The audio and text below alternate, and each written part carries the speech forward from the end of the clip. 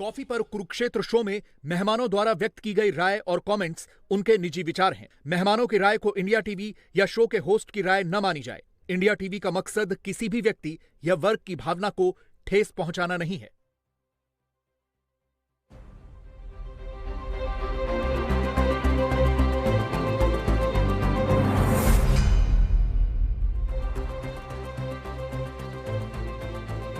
नमस्कार, बहुत स्वागत है आप सभी का। आप देख रहे हैं आपका प्रोग्राम कॉफी पर कुरुक्षेत्र में। सौरभ शर्मा रोज की तरीके से आपके साथ, जहां बातें होती हैं बिल्कुल खुल्लम खुल्ला, कुछ आपसे छुपाते नहीं, वो आपको बताते हैं जो कोई और आपको बताता नहीं है। आज की दुनिया की सबसे बड़ी खबर है, देश नहीं दुनिया की, हिजबुल्लाह का चीफ हसन नसरुल्लाह मारा गया। हिजबुल्लाह क्या था, हमने आपको एक प्रोग्राम में पीछे बताया था। एक देश के अंदर उसके पास जैसे अपना एक और छोटा सा देश था, उसके पास अपनी एक पूरी आर्मी है।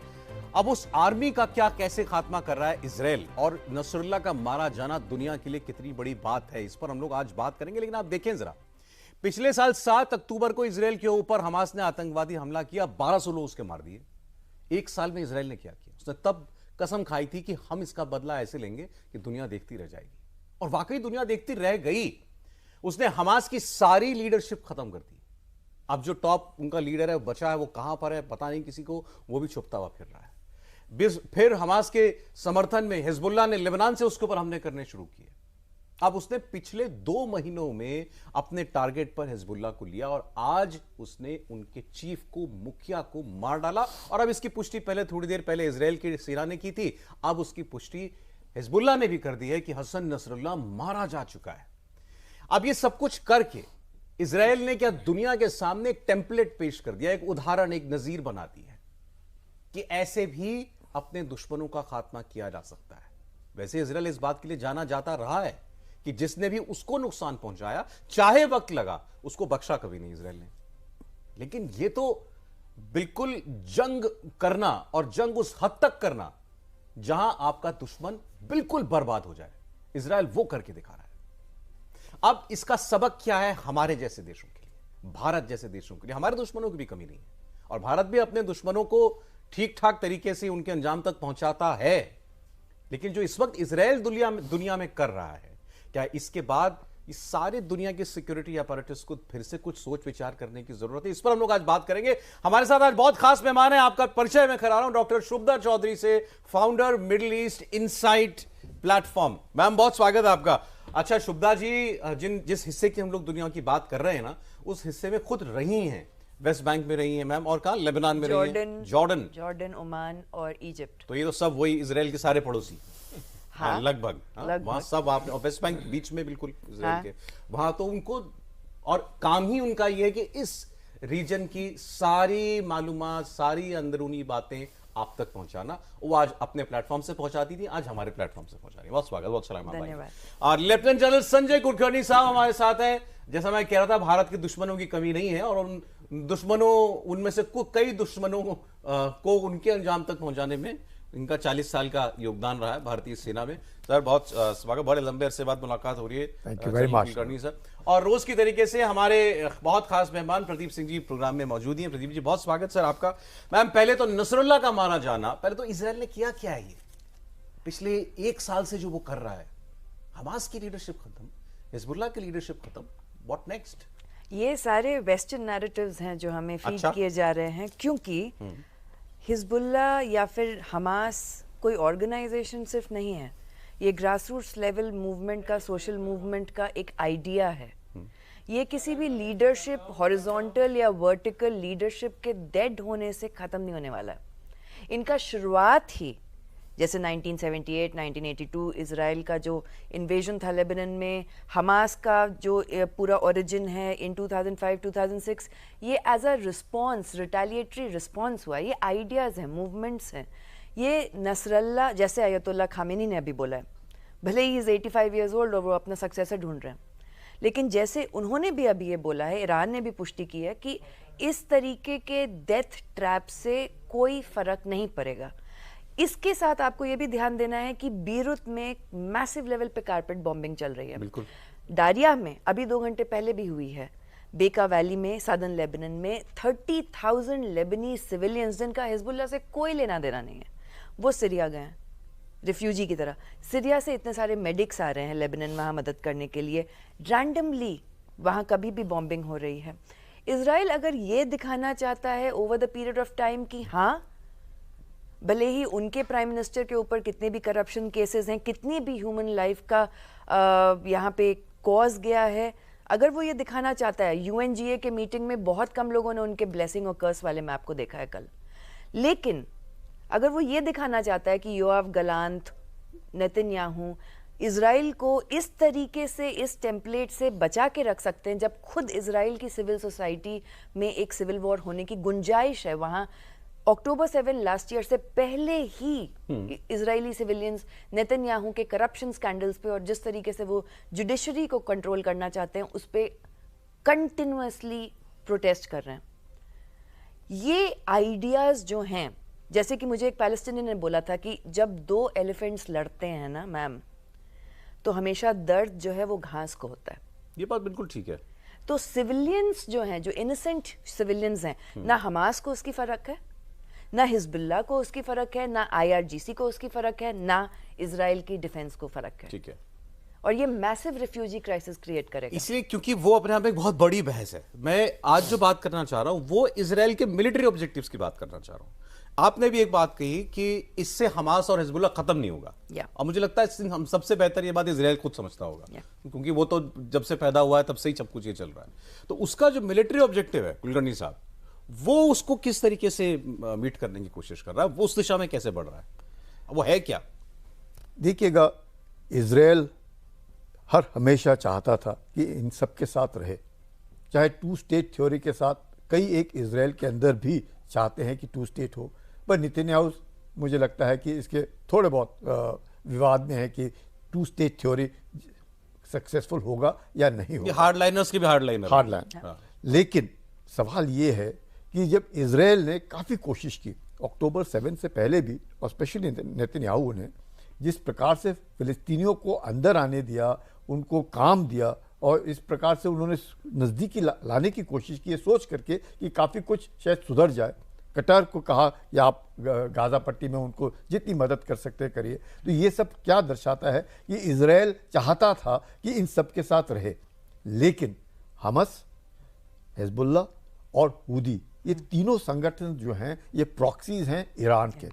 अगर आप हिजबुल्लाह का मैनिफेस्टो देखें जो 1985 में उसने मैनिफेस्टो निकाला और उसके 3 मेजर पॉइंट्स लें, तो उसमें साफ मैनिफेस्टो में उन्होंने लिखा है, नंबर 1, वेस्टर्न इन्फ्लुएंस को ख़त्म करना, इजराइल को ख़त्म करना, और आयतुल्लाह उस वक़्त खोमेनी जो थे उनको अपना समर्पण देना और अपने आप को उनके हवाले करना।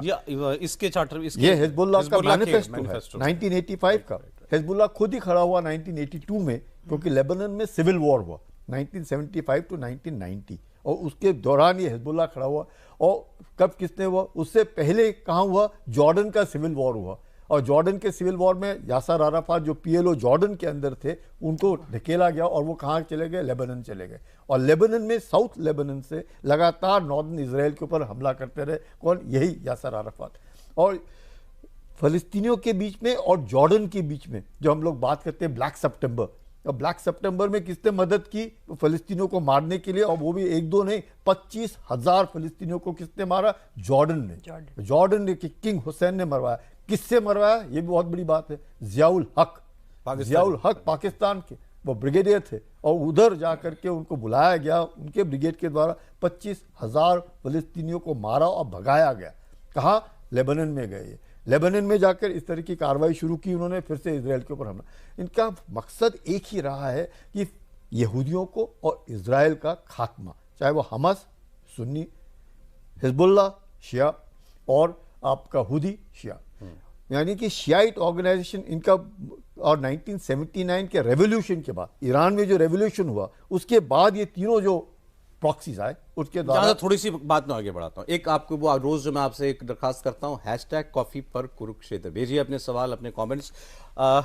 कल की जो स्पीच है यूएन में नेतन्याहू की, नेतन्याहू ने नसरुल्लाह का एक बार शायद जिक्र किया, या हिजबुल्लाह का जिक्र किया, हमास का जिक्र किया, इन सबसे ज्यादा 2-3 दर्जन बार उन्होंने ईरान का नाम लिया। ईरान ईरान ईरान ईरान, इस सब के पीछे ईरान है, जो इजराइल कह रहा है।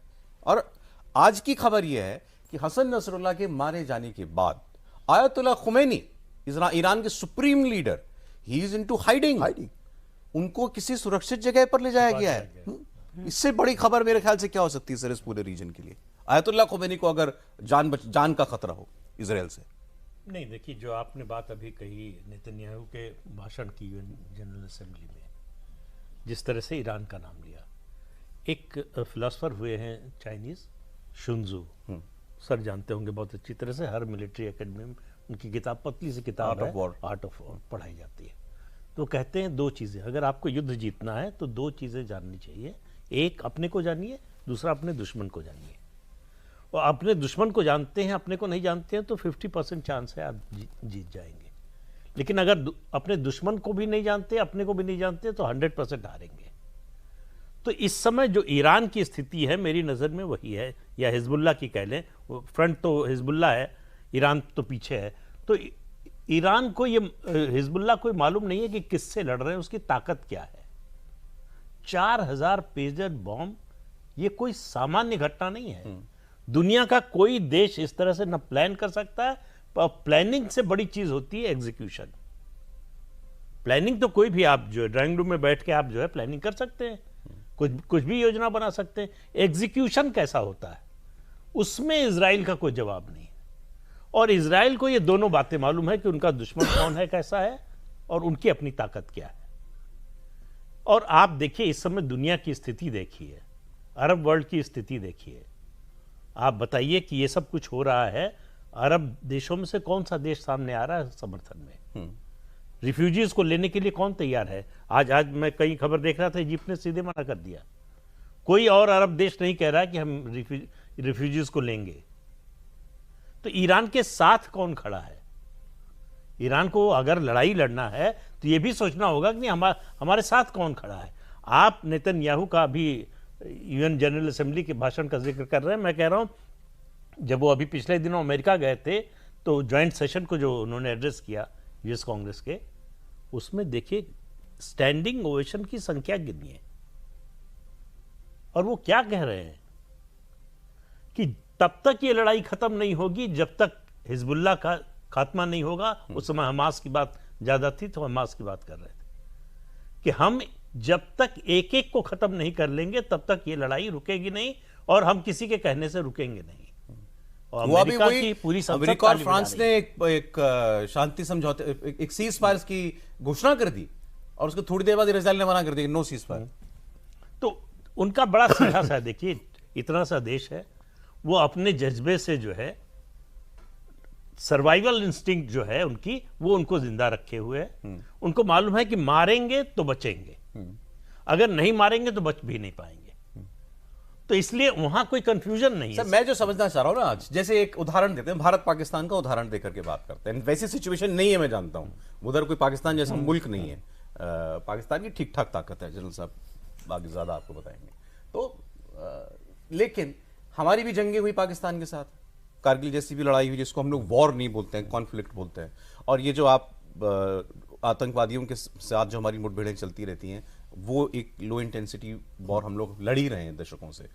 लेकिन भारत जिस दिन ये ठान लेना भाई अब खत्म करना है यार, बहुत हो गया, अब जाओ ऑल आउट जाओ, तो ऑल आउट जाओ, क्या करो, इस्लामाबाद पर बम मारो, जैसे वो कर रहा है, बेरूत पर बम मारो, गाजा पर बम मारो इजराइल, और इतने मारो।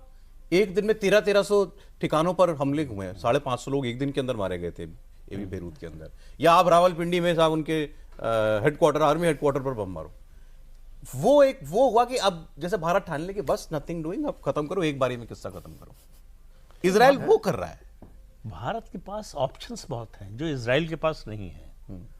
जो अभी हमने किया है, जो नोटिस दिया है इंडस वाटर ट्रीटी पर, पानी बंद कर दे, आप देखिए पाकिस्तान की क्या हालत होती है। तो मैं वही कह रहा हूं कि हम उस हद तक नहीं गए, हम ये सब ऑप्शन है, हम विचार करते हैं, हमने कभी किया नहीं है वो काम। इजराइल वो कर रहा है। रेगिस्तान में मरीचिका दिखती है ना, वो पानी की तरह दिखती है। तो कई बार दुश्मन दोस्त की तरह दिखता है।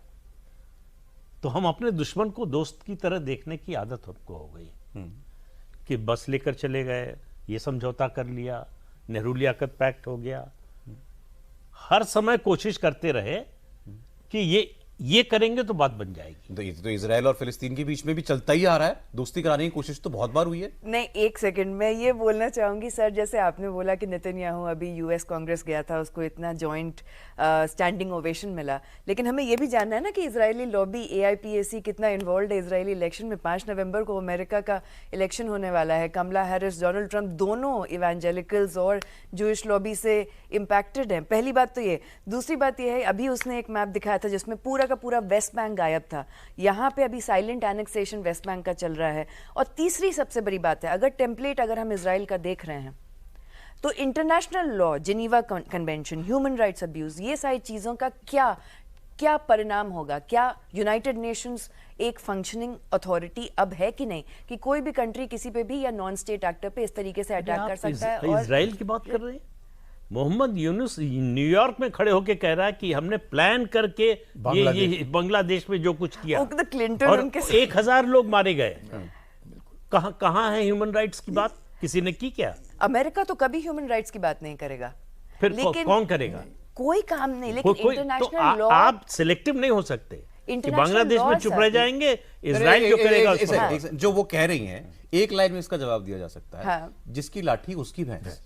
वही चल रहा है दुनिया में, वही चल रहा है, हमेशा से चलता रहा है। हमारे जैसे देश कम रहे हैं जिनको जो लिहाज में चलते हैं, जिनको यूएन का भी लिहाज है, जिनको दुनिया के अखबारों में क्या लिखा जाएगा उसका भी लिहाज है, लेकिन कोई नहीं मानता। हम पे सैंक्शन लग सकता है, लगा भी है। हमें सोशो इकोनॉमिकली ह्यूमिलिएट किया जा सकता है वर्ल्ड पावर्स के थ्रू।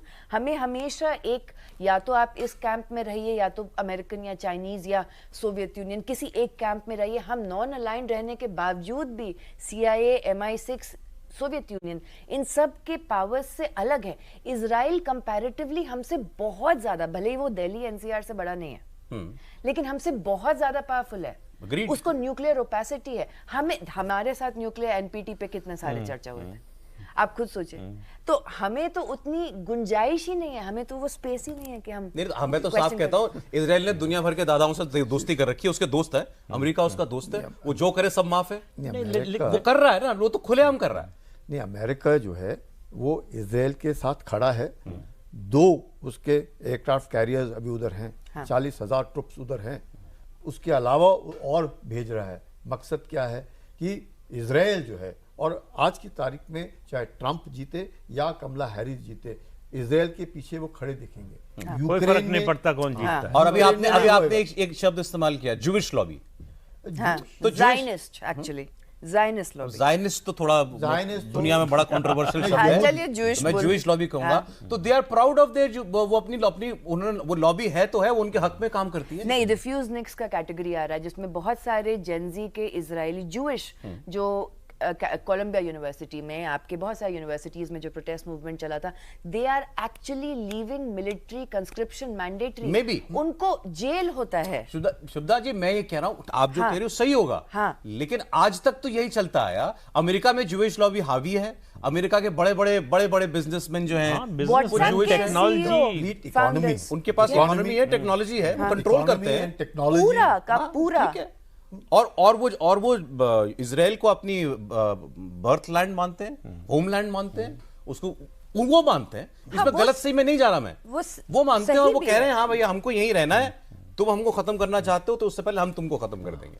आप ये देखिएगा, UNRWA जो रिलीफ एंड वर्क्स एजेंसी है, जब शुरू किया 1949 में, जो फिलिस्तीनी जो थे, अपने आप को पैलेस्टीनियंस जो हैं, जो डिस्प्लेस हुए 7.5 लाख थे, और 7.5 लाख के लिए United Nations relief works agency शुरू किया। आज की तारीख में 5.9 मिलियन रेफ्यूजीज को, फिलिस्तीनी रेफ्यूजीज को ये UNRWA खाना खिला रहा है, एजुकेशन दे रहा है, उनको जीने के लिए घर दे रहा है, सब कुछ।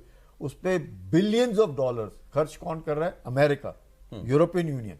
आप समझ सकते हैं फिलिस्तीनियों के ऊपर ये खर्च कर रहे हैं उनको जीने के लिए। जो 7.5 लाख लोग शुरुआत में थे 1949 में, आज की तारीख में 5.9 मिलियन, इतने लोग। तो ये जो है इजराइल जो है 1967 वॉर में क्या हुआ? जॉर्डन ने क्या हारा? वेस्ट बैंक हारा। इजिप्ट ने क्या हारा? सिनाई हारा, गाजा हारा। सीरिया ने क्या हारा? गोलान हाइट्स हारा ना। 6 डे वॉर 1966 डे वॉर सब हार गए। किसके बरखलाफ? Egypt lost Sinai, Egypt lost Gaza. 6 day war में ये सारे कंट्रीज थे। यह 3 countries, Syria fought, Egypt fought, Jordan fought एक साथ and Jordan lost West Bank, Israel Syrians lost Golan Heights. अच्छा सर, आप मुझे ये बताइए, आप इन्होंने भी कहा कल नेतन्याहू ने, भाई की बात पे यकीन किया जाए नहीं किया जाए, उन्होंने कहा हम शांति चाहते हैं, वी वांट, हम हमेशा से शांति चाहते हैं, हम आज भी शांति चाहते हैं। अरे जिस वक्त वो ये भाषण दे रहे थे, सारी तैयारी उनकी टीम ने कर रखी थी, उनकी सेना ने, कि वो जिस जगह जो हेडक्वार्टर है हिजबुल्लाह का उस पर बम मारना है, वो ये शांति की बातें करके निकले, अपने होटल के कमरे में गए। वो तस्वीर क्योंकि जारी की गई है उनकी तरफ से, वो एक हाथ में फोन पकड़ा हुआ है और बताया गया कि इस पर ऑर्डर दे रहे हैं, गो अहेड, मारो बम मारो। ये बातें करके यूएन जनरल बात करके आ रहे हैं और निकलते ये काम किया। अब मैं पूछ रहा हूं आपसे, जो बात शुरुआत में ही हुई थी, हाँ। ये करके क्या यहां का कोई सोल्यूशन निकलने वाला है? एक, और उसके बाद फिर मैं आ रहा हूं सर इंडिया के हालात पर। सोल्यूशन फॉर लेबनान, गाजा पट्टी में सारे के सारे एक ही, तकरीबन मैं कहूंगा सारे के सारे लोग हमास के साथी हैं, क्योंकि अगर नहीं होते तो शायद अभी तक कुछ ना कुछ तो सिविल वॉर के तहत, क्योंकि गाजा पट्टी वहां एक नॉर्मल फिलिस्तीनी में और हमास के समर्थक में अंतर नहीं है। बिल्कुल। लेबनान वैसा नहीं है। लेबनान टिल अबाउट मैं कहूंगा चंद एक साल पहले तक से 30-40 साल पहले तक 70% लोग वहां क्रिश्चियन थे और 30% लोग मुसलमान थे। आज की तारीख में 30% क्रिश्चियन है और 70% मुसलमान है। उस 70 कर रही हैं आप, बोलिएगा इनके बात। उस 70% मुसलमानों में 50% शिया हैं, 50% सुन्नी हैं। तो अब हम जब कहते हैं इजराइल लेबनान से नहीं लड़ रहा है, इजराइल हिजबुल्लाह से लड़ रहा है। हिजबुल्लाह जब 2005 में कैबिनेट में पहला रहा, 2009 में वो पॉलिटिकली एक मतलब एक मैं कहूँगा पावर है, उसकी 13 सीटें हैं पार्लियामेंट में, 128 की पार्लियामेंट में 13 सीटें हिजबुल्लाह की हैं। हिजबुल्लाह यानी एक आतंकी संगठन जिसको अमेरिका ने 1997 में घोषित किया है आतंकी संगठन है, आज ये पॉलिटिकल पावर है। और उस पॉलिटिकल पावर में कितने लोग हैं? Only 35% of the entire Lebanon. पर उन्होंने पूरे लेबनान को किसके द्वारा? ईरान एक मास्टरमाइंड है जिसने हिजबुल्लाह को एक अपना प्रॉक्सी बना करके ईरान अपने इजराइल हिजबुल्लाह बर्बाद होगा क्या, खत्म होगा क्या, और क्या सोल्यूशन मिलेगा इससे इजराइल को? ये कारण ईरान जो है खुद भी अपना वर्चस्व दिखाना चाहता है। वर्चस्व किसमें? ऑटोमन एम्पायर के बाद कौन गया? टर्की हट गया। अब उसके बाद कौन आ रही कोशिश करे मिडिल ईस्ट में? सऊदी अरेबिया को एक तरफ से, क्योंकि सऊदी अरेबिया को लगता है इनको कि वो अमेरिका की तरफ है, कटार अमेरिका की तरफ है। तो कौन इसका लीडरशिप लेने की कोशिश कर रहा है आफ्टर 1979? ईरान जो है वो कोशिश कर रहा है, उसने इन सबको किया है। इसलिए आप देखते हैं कि सिविल वॉर जो हुआ है लेबनान में, जो सिविल वॉर हुआ, उसके बाद कैसे ईरान आ गया फ्रॉम 1975 टू 1990। लेकिन वो डायरेक्टली तो इन्वॉल्व होता नहीं कभी। ईरान डायरेक्टली तो इन्वॉल्व होता नहीं कभी। उनके यहाँ वो कौन सी ब्रिगेड है, उसके वो सुलेमानी मारे गए थे ईरान के अंदर। ईरानियन रेवोल्यूशनरी गार्ड IRG जो है, इसकी आप देखो सारे सुलेमानी मारा गया। सुलेमानी के बाद अभी ये नसरुल्लाह हानिया मारा गया। कहाँ पे मारा गया? ईरान के सॉइल। बिल्कुल मारा गया ईरान के सॉइल के ऊपर, जबकि प्रेसिडेंट उनके न्यूक्लियर साइंटिस्ट मारे गए उनके बाद। तो ये जो ईरान है आफ्टर 1979 रेवोल्यूशन के बाद, उनकी जो सोच है वो सोच है कि हम अब पूरा इसके ऊपर अपना दबदबा। तो जो इजराइल कह रहा है वो सही है कि बिल्कुल, जब तक ईरान है तब तक चलता रहेगा। बिल्कुल। इनके पास है क्या? हिजबुल्लाह के पास क्या है? हिजबुल्लाह के पास कुछ भी नहीं। पूरा फंडिंग, पूरे हथियार, पूरी ट्रेनिंग कौन दे रहा है? ईरान। देखिए अल्टीमेटली ईरान और इजराइल की जंग होने वाली है। ईरान नहीं चाहेगा, ईरान अपने प्रॉक्सीज के द्वारा जंग करवा रहा है। ईरान के प्रॉक्सीज कौन है? हमास, जो सुन्नी है हमास, हिजबुल्लाह शिया। डायरेक्टली नहीं आएगा वो, डायरेक्टली नहीं आएगा। आप बोलिए, जिस दिन आ गया खतर जी बोलिए। नहीं, मैं ये एग्री करती हूँ सर ने जो भी बोला, क्योंकि ईरानियन रेवोल्यूशन 1979 का एक इवेंट नहीं था, उसके 3 स्टेजेस हैं। वो एक प्रोसेस की तरह है। वो अपने रेवोल्यूशन को एक्सपोर्ट करना चाहते हैं, इस बात से मैं सहमत हूँ। लेकिन लेबनान की आर्थिक सामाजिक व्यवस्था जिस तरीके से हमें समझनी है, हमेशा उसका प्रेसिडेंट एक मैरोनाइट क्रिश्चियन होगा। उसके मैरोनाइट क्रिश्चियंस जो हैं आपके जो पोर्ट ऑफ बेरूत में सबसे ज़्यादा सोशो इकोनॉमिकली बिजनेस क्लास से बिलोंग करते थे।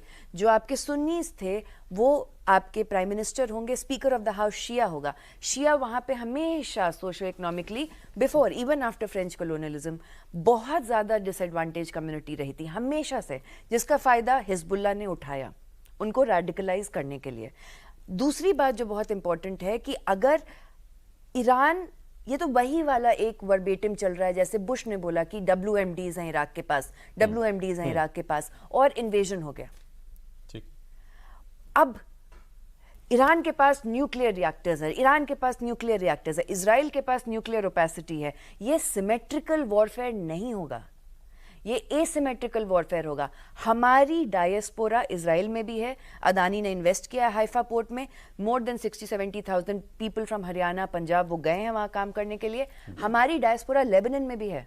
अच्छा, एक आप मुझे 2-3 सवालों के जवाब दें। हाँ। अभी आपने कहा कि हाँ ये बात सही है, 1979 का इजराइल का रेवोल्यूशन जिसको कहा जाता है ईरान का बात करेगा, जहां पर ये कट्टरपंथी एक्सपोर्ट करना चाहते हैं, वो इसको एक्सपोर्ट करना चाहते हैं। हाँ। इसमें ये आप खुद ही कह रही हैं। यस। इजराइल क्या अपनी कोई सोच जिसको आप ज़ायनिस्ट सोच कहें, हाँ। क्या वो एक्सपोर्ट करना चाह रहा है? उनके लोग बिल्कुल नहीं। वो एक्सपोर्ट नहीं कर रहा, वो सटनली आपकी कैम्ब्रिज यूनिवर्सिटीज के थ्रू। तभी आप बताइए BDS मूवमेंट आर्म्स एम्बार्गो क्यों हो रहा है? यूके ने क्यों पार्शियल आर्म्स एम्बार्गो कर दिया है?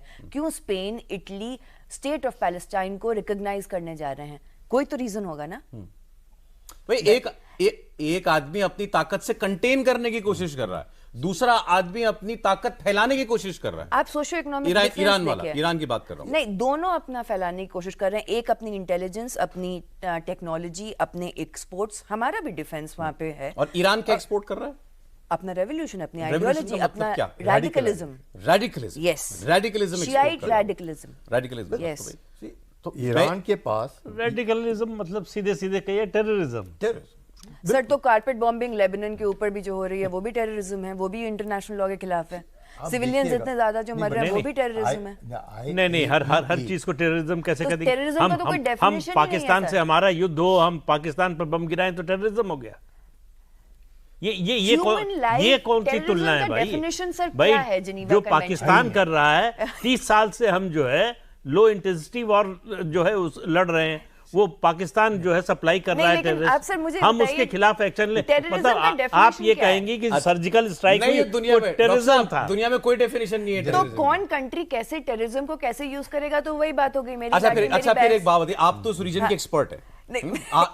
7 अक्टूबर 2023 हमास ने हमला किया इजराइल के ऊपर। इजिप्ट ने बताया था इजराइल को, इजरायली ट्रूप्स को गाजा से वेस्ट बैंक ट्रांसफर किया गया था। हमला हुआ। झगड़ा किसके बीच? हमास और इजराइल के बीच। हाँ। कौन पड़ा बीच में उसमें? हिजबुल्लाह ने रॉकेट मारे कि नहीं मारे इजराइल? 8 अक्टूबर से। क्यों? क्योंकि उन्होंने उसको सॉलिडारिटी माना। हुथीज ने सेंट्रल इजराइल में अभी अटैक कर दिया। अब एक तीसरा आदमी मेरा पड़ोसी के साथ झगड़ा है, तीसरे वाला पत्थर मारना शुरू कर देगा, तो मैं क्या करूंगा उसके साथ? इसका I would put it one way. See IAEA जो है वो जाता है ना इंस्पेक्शन के लिए ईरान में, मतलब उसके पास न्यूक्लियर है, इसमें तो कोई शक नहीं है।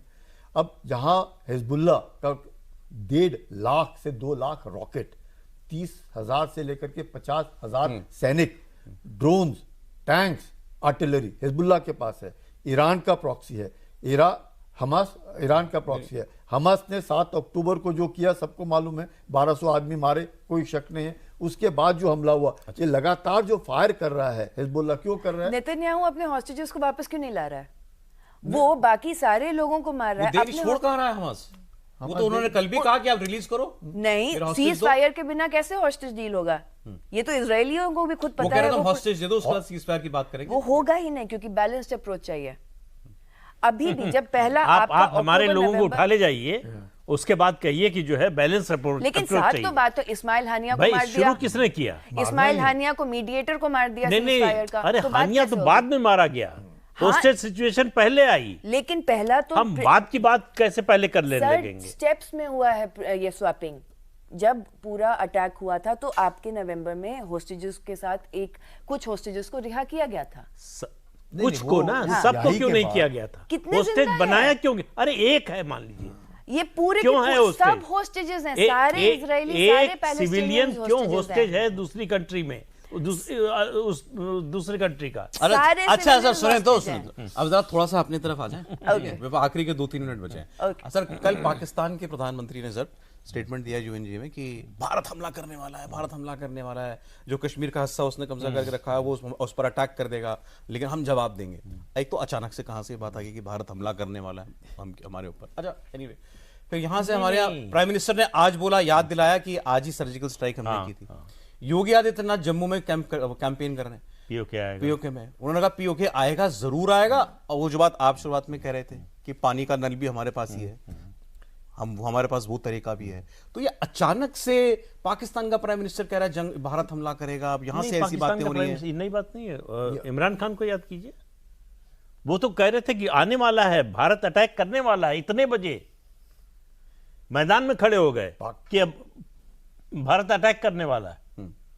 तो जब से 370 हटा है, सर्जिकल स्ट्राइक और बालाकोट स्ट्राइक हुई है, पाकिस्तान को हर समय यह डर सताता है कि भारत कभी भी अटैक कर सकता है।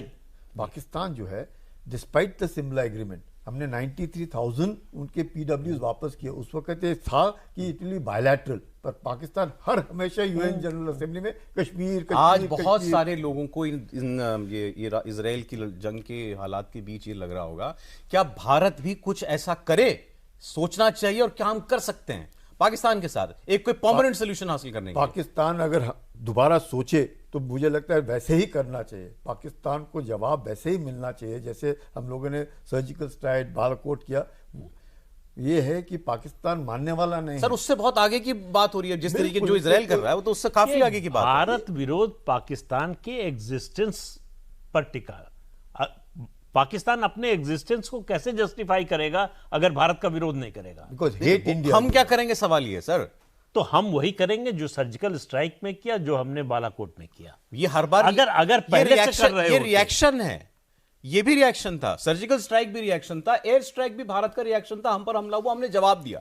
अब इजराइल जो कर रहा है वो कह रहा है मैं परमानेंट सोल्यूशन करूंगा, हिजबुल्लाह को खत्म करूंगा, हमास को खत्म करूंगा। मुझे नहीं लगता कि हम उस सीमा तक जाएंगे। वही मैं जानना चाह रहा हूं। उस सीमा तक हम नहीं जाएंगे। हाँ, क्योंकि इजराइल के कंसर्न्स और उसका जो एम है वो अलग है, हमारा अलग है। अच्छा सर, अब दो सवाल जल्दी से ले लेते हैं आपके व्यूअर्स के सवाल। अनिल सावंत जी का शुभदा जी से सवाल है, हमारे देश में भारत में आतंकी तत्वों पर कार्रवाई होती है तो हमारे ही देश में इसका ज्यादा विरोध होता है, क्या सोल्यूशन है?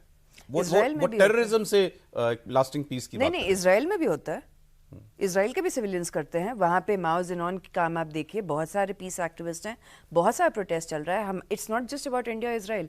इसका क्या सोल्यूशन है? सोल्यूशन सिंपल है कि डिप्लोमेटिक मेजर्स इन्वॉल्व किया जाए to whatever instant we can do. मुझे पता है कि डिप्लोमेसी एक तरीके से दो धारी तलवार है, लेकिन इसके अलावा आप ह्यूमैनिटेरियन क्राइसिस, रिफ्यूजी क्राइसिस नहीं क्रिएट कर सकते। 77 साल से डिप्लोमेटिक कोशिश ही कर रहे हैं। नहीं तो क्योंकि उसमें CIA, MI6 बहुत सारे भारत हमारे यहाँ पर मतलब पाकिस्तान से जो हमारे साथ होता है। हाँ, इसका सिर्फ और सिर्फ डिप्लोमेटिक ही होगा, क्योंकि एक डिफरेंस वो मानने वाला है। अरे मुझे पाकिस्तान मान सकता है, जैसे उन्होंने कहा उस भारत विरोध उसका एग्जिस्टेंस है। पाकिस्तानी स्टेट और पाकिस्तानी सिविलियंस दो अलग अलग एंटिटी। ये सबसे बड़ी गलतफहमी है। अगर सच भी हो, सबसे बड़ी गलतफहमी है, सच भी हो, आप बात तो ये अपने को धोखा देने वाली बात है। नहीं, बात तो एस्टैब्लिशमेंट से करेंगे ना, वो क्या बात तो एस्टैब्लिशमेंट से करेंगे, लेकिन sir the simple answer is कि क्या आपको लगता है कि ये टेम्पलेट जो इंटरनेशनल लॉ को फॉलो नहीं कर रहा है? ठीक है, अब ये शुभदा जी की ओपिनियन है। एक सवाल कुलकर्णी साहब के लिए आया, रामदास पीवी सवाल पूछ रहे हैं, इजराइल हिजबुल्लाह को खत्म कर रहा है लेकिन लेबनान एक देश के तौर पर रिएक्ट नहीं कर रहा है। बहुत इंटरेस्टिंग सवाल है। क्या अप्रत्यक्ष तौर पर यह भारत के लिए भी एक सीख है? मतलब बहुत फैसिनेट हुआ इस सवाल से। लेबनान की स्टेट, लेबनान की आर्मी वो कहां है? ऐसा लग रहा है जैसे हिजबुल्लाह ही देश है। बिल्कुल, हिजबुल्लाह ने लेबनान को पूरा कैप्चर करके रखा है और एक तरीके से ब्लैकमेल कर रहा है लेबनान को। इसलिए लेबनान बार बार बोल रहे हैं इजराइल को कि हम हमले में नहीं हैं। और आप देखिएगा बिटवीन ब्लू लाइन और लिटनी रिवर के बीच में जो समझौता है उसमें लेबनीज आर्मी और यूनाइटेड नेशंस के जो इंटरिम फोर्स और लेबनान है वो उसने रहना है। 50 देश के 11,000 लोग उसमें रहते हैं। राइट सर, ठीक। इंडिया के आज आमतौर पर हमारे प्रोग्राम में मतलब हम लोग आराम से जो है बात करते हैं, लेकिन अच्छा है एक बार दूसरी तरफ का भी व्यू आना चाहिए। मुझे बुला लिया। ठीक है सर, मजा आया। लेकिन प्रोफेसर शुभदा, डॉक्टर शुभदा, बहुत शुक्रिया हमारे प्रोग्राम में आने के लिए, बहुत शुक्रिया जलील कुलकर्णी साहब का, नमस्कार प्रदीप जी को, बहुत शुक्रिया सर आपका भी। आपका प्रोग्राम कॉफी पर कुरुक्षेत्र कल फिर लौटेगा 6 बजे, जरूर मिलेंगे हम आपसे। आज इतना ही।